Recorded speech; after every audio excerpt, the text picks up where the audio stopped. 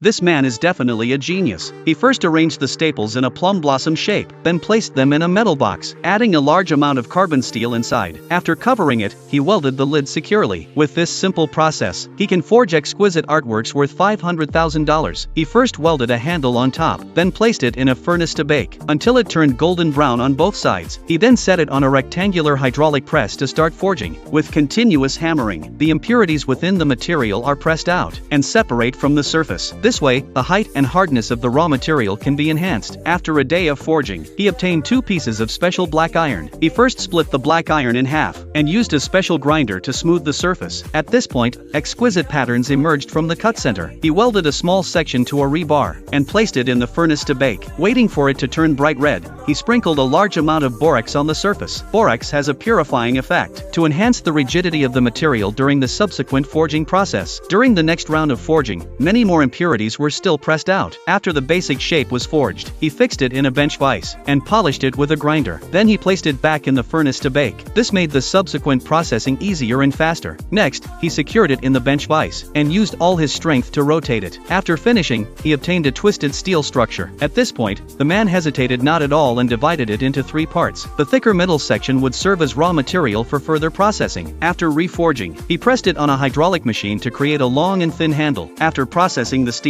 its basic shape finally emerged. Then the man fired it up, and placed it in a special liquid for quenching, further increasing the steel's hardness and rigidity. Once done, he began polishing the work. Finally, he soaked it in a special liquid, and exquisite patterns gradually appeared. Thus, a dagger made from staples was successfully completed. It could be sold for an exorbitant price of $50,000. So what do you think of his creativity? On a scale of 10, how many points would you give him?